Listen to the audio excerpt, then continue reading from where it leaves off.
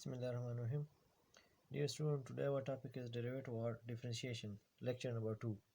इस स्टूडेंट से पहले हम एक लेक्चर कर चुके हैं। फर्स्ट लेक्चर में हम डेरिवेटिव और डिफरेंशिएशन के डिफरेंट एमसीक्यूज़ को डिस्कस कर चुके हैं, जो आपके पास मोस्ट रिपीटेड एमसीक्यूज़ है, जो आपके पास नास्ट ईटा और डिफरेंट कंप्यूटर एग्जाम में आते हैं। ठीक है, आज हम इसका सेकंड लेक्चर स्टार्ट करेंगे। ठीक है, लेक्चर को आगे बढ़ाने से पहले अगर आपने असद मैथमेटिक्स के नाम से चैनल को सब्सक्राइब नहीं किया तो सब्सक्राइब करें ताकि आने वाली वीडियो को वक्त पे मिल सके। ठीक है, लेट आज स्टार्ट करते हैं आज के लेक्चर को।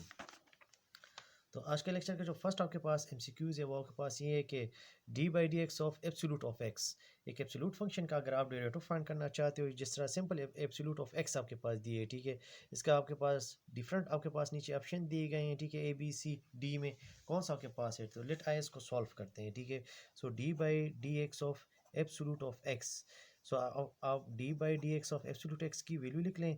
आपके पास किसी भी वैल्यू के अगर हम एब्सोल्यूट वैल्यू लिखते हैं तो इसको हम स्क्वायर इस पर लेके इसके स्क्वायर रूट ले लेते हैं। ठीक है, इसको सॉल्व करें एक्सटेंड पावर रूल्स के थ्रू। सो 1/2 पावर है वो नीचे आ जाएगा, एक्स स्क्वायर 1/2 -1 एंड फिर इनर फंक्शन का डेरिवेटिव ले लें एक्स स्क्वायर का। ठीक है, विदाउट पावर, फिर आपके पास 1/2 अपनी जगह आ जाएगा, एक्स स्क्वायर इसका आपके पास -1/2 आ जाता है, और जो आपके पास एक्स स्क्वायर का डेरिवेटिव है वो आपके पास 2x आ जाता है। 2 कैंसिल कर देते हैं, x आपके पास अपनी जगह आ जाएगा नोमिनेटर में, और जो आपके पास एक्स स्क्वायर होल पावर -1/2 है उसको नीचे आप लें तो एक्स स्क्वायर होल पावर 1/2 हो जाएगा। यानी इसको हम लिख सकते हैं एक्स डिवाइड बाय ये जो आपके पास वैल्यू नज़र आ रही है आपके पास एब्सोल्यूट ऑफ एक्स की वैल्यू है। ठीक है, सो आप देखें D by D x of x absolute आपके पास का जो डेरिवेटिव आ रहा है वो x divide by x absolute आपके पास आ जाता है, जिसका आपके पास करेक्ट ऑप्शन आपके पास ऑप्शन नंबर सी है। इट मीन्स आपके पास एक ला आ जाता है कि डी बाई डी एक्स अगर सेम वेरिएबल हो और आपके पास ओनली अगर y है फॉर एग्जांपल और y एब्सोल्यूट है तो इसका डेरिवेटिव होगा y divide by y absolute.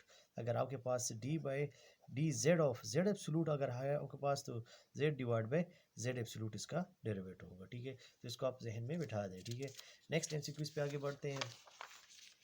Next MCQs आपके पास जो है वो आपके पास कुछ इस तरह है कि the vertical line test is used for, ये बेसिकली जो एमसीक्यूज आपके पास ये प्रीवियस हम एक चैप्टर कर चुके हैं जो आपके पास लिमिट फंक्शन पे हैं।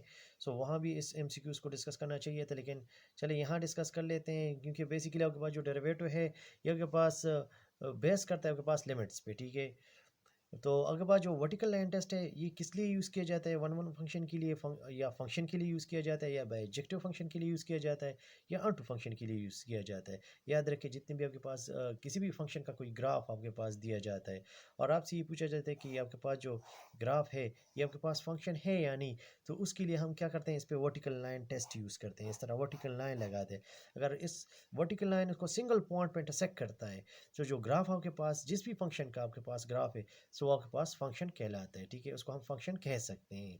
लेकिन अगर आपके पास कोई आपके पास इस तरह है, फॉर एग्जांपल मैंने इधर एक इस तरह एक शेप बना दी किसी फंक्शन का, आपके पास ये ग्राफ है जिस पे हम एक लाइन लगाते हैं तो इसको 2 पॉइंट पे इंटरसेक्ट कर रहा है। ठीक है, अगर ये वर्टिकल लाइन इसको 2 पॉइंट पे इंटरसेक्ट कर लेता है, ठीक है, सो फिर आपके पास ये जिस भी फंक्शन का आपके पास ये ग्राफ आपके पास नजर आ रहा है ना उसको हम फंक्शन नहीं कह सकते, वो आपके पास फंक्शन नहीं होगा।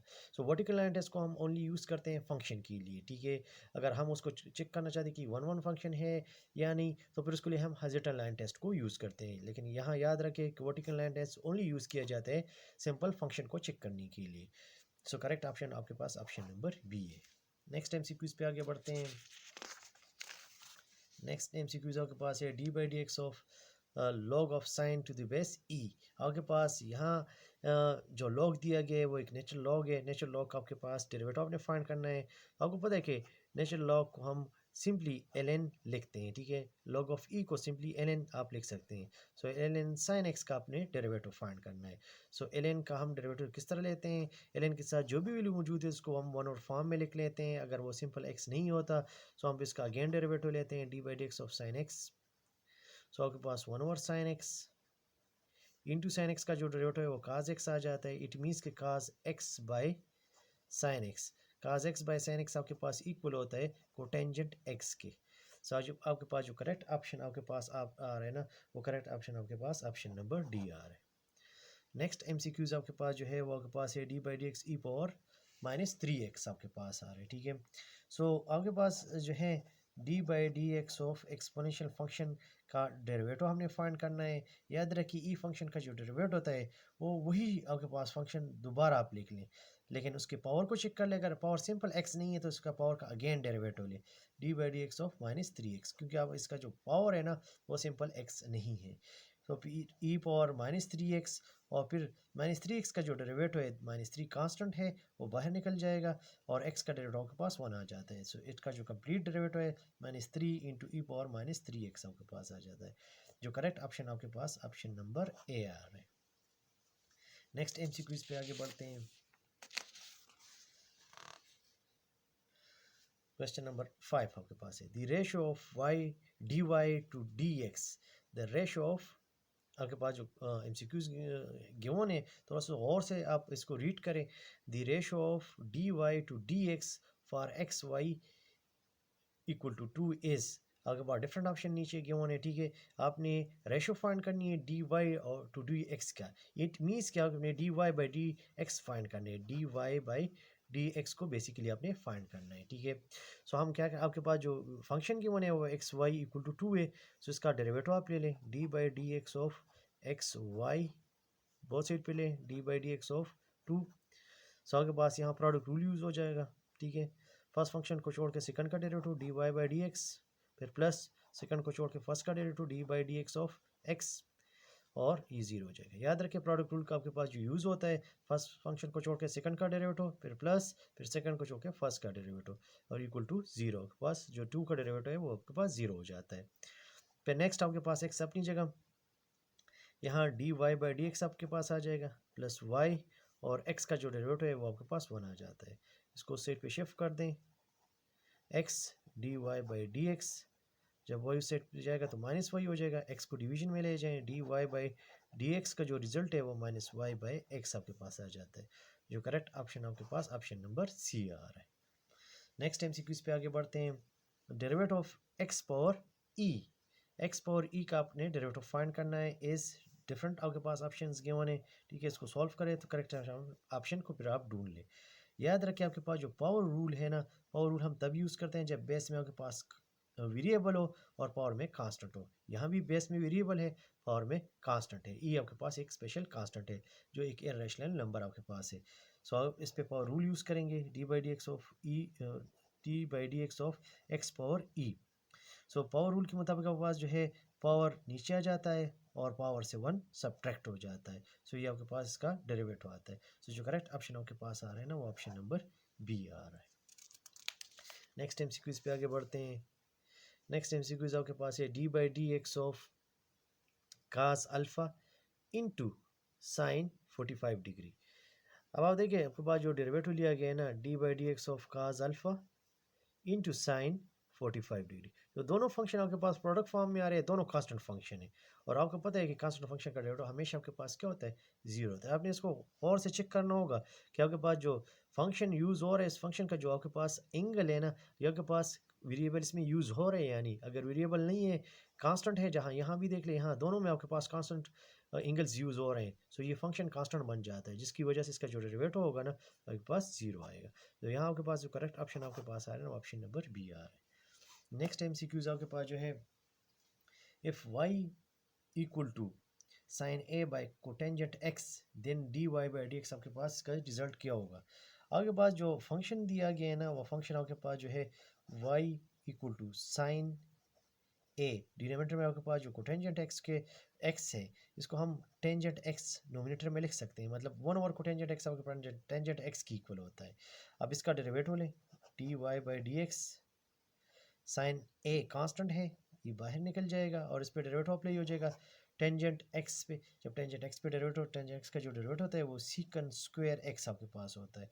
जो करेक्ट ऑप्शन आपके उसको ढूंढ ले तो आपके पास जो ऑप्शन नंबर सी आपके पास आ रहा है। उम्मीद है आपको क्वेश्चन की समझ आ रही होगी। कोई भी प्रॉब्लम हो तो कमेंट्स में ज़रूर शेयर करें, क्वेश्चन पूछें, मैं इंशाल्लाह कुछ करूँगा उसको सॉल्व कर लूँ। सो आपके पास जो नेक्स्ट एमसीक्यूज है वो आपके पास है, if f of x equal to cos x then f prime of 0 is equal to, f prime of 0 के बारे में पूछा गया है, ठीक है। तो आपको पता है कि सिंस f of x जो आपके पास है cos x है, इसका आप डेरिवेटिव लें f prime of x, तो आपके पास आ जाएगा माइनस साइन एक्स आ जाता है। अब आप देखिए आपके पास इसमें एफ प्राइम ऑफ ज़ीरो पूछा गया है, सो आप इसमें एक्स की जगह ज़ीरो पुट कर दें, so minus sine zero. Sine zero का रिजल्ट आपके पास ज़ीरो होता है, ठीक है। तो इसका रिजल्ट आपके पास क्या आ जाएगा, ज़ीरो आ जाएगा। तो करेक्ट ऑप्शन आपके पास ऑप्शन नंबर ए आ रहा है।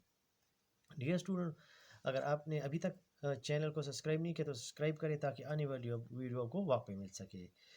10 नंबर एमसीक्यूज पे पढ़ते हैं। If x be height of a person, आपके पास अगर एक्स हाइट को रिप्रेजेंट कर रहे हैं and T the time taken for x, ठीक है, और टी भी द टाइम, और टी अगर आपके पास टाइम को रिप्रेजेंट कर रहे हैं, टेकन फॉर एक्स जो एक्स के लिए लिया गया है, then D x by D T is, फिर आपके पास the rate of height with respect to time किस चीज़ को रिप्रेजेंट करेगा, rate of height with respect to time किस चीज़ को रिप्रेजेंट करते हैं, तो वो ग्रोथ को रिप्रेजेंट करता है, ठीक है।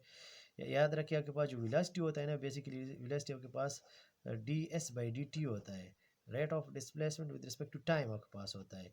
एक्सेलरेशन रेट ऑफ आपके पास जो velocity with respect to time आपके पास होता है। और ग्रोथ आपके पास क्या होता है, d x by D t, rate of height with respect to time आपके पास ग्रोथ को रिप्रेजेंट करता है, ठीक है। तो इसमें करेक्ट ऑप्शन आपके पास ऑप्शन नंबर सी आ रहा है। नेक्स्ट एमसीक्यूज पे आगे बढ़ते हैं। नेक्स्ट आपके पास जो है the derivative of cos x with respect to sine X is, so आगे बात है कि काज एक्स और साइन एक्स, इसके काज एक्स का आपने डेरिवेटिव फाइंड करना है लेकिन with respect to sine x find करना है। तो इसको हम इस तरह सॉल्व कर लेते हैं, लेट इसको वाई कह देते हैं काज एक्स को, और साइन एक्स को हम यू कह देते हैं। और अभी हमने बेसिकली फाइंड करना है d Y by D u को फाइंड करना है, यानी rate of cos x with respect to sine x find करना है, ठीक है। अब इसका डेरिवेटिव आप फाइंड कर लें। बेसिकली अगर आपके पास इस तरह के डेरिवेटिव्स आ जाते हैं तो हम चेन रूल के थ्रू सॉल्व करते हैं। So D Y by D x find कर लें तो आपके पास इसका माइनस साइन एक्स आ जाता है, और फिर इसी तरह D you by D x find कर लें तो D you by D x आपके पास साइन का डेरिवेटिव आपके पास काज एक्स आ जाता है, ठीक है। चेन रूल यूज़ करें, चेन रूल को यूज़ करते हैं। So D Y by D U आपके पास इक्वल होगा D Y by D X into D x by D U. D Y by D X की वैल्यू के पास minus sine X into D x by D U, इस value को आप reciprocal ले रहे हैं, सो 1/cos एक्स आपके पास आ जाता है। सो आपके पास minus sine x by cos x आ जाता है जो आपके पास माइनस टेंजेंट एक्स की इक्वल होता है। जो करेक्ट ऑप्शन आपके पास में ऑप्शन नंबर ए आपके पास आ रहा है, ठीक है। डियर स्टूडेंट्स, अगर आप जब भी क्वेश्चन को सॉल्व करो, एक तो आपके पास अगर सिंपल सा क्वेश्चन है तो आप डिफरेंट ऑप्शंस में देख के आप उसको मतलब सेलेक्ट कर लें, लेकिन अगर आपके पास थोड़ा सा कॉम्प्लिकेटेड क्वेश्चन है तो फिर कोशिश करें इसको पहले सॉल्व करें ताकि आप कन्फ्यूजन आपकी दूर हो जाए। नेक्स्ट आप एमसीक्यूज आपके पास जो है वो आपके पास है D by D x of sign, और जो एंगल आपके पास इस साइन का है, फर्स्ट साइन का वो साइन इंटू साइन एक्स है आपके पास, सेकंड साइन का जो एंगल है वो साइन एक्स है, और थर्ड साइन का जो एंगल है वो आपके पास ओनली एक्स है। तो इसको हमने सॉल्व करना है D by D x of sine into sine x. So आप देखिए इसका जब फर्स्ट डेरिवेटिव, जब आप डेरिवेटिव लेते हैं ना तो साइन का डेरिवेटिव आपके पास कास और एंगल्स उसी तरह आ जाएंगे साइन एक्स।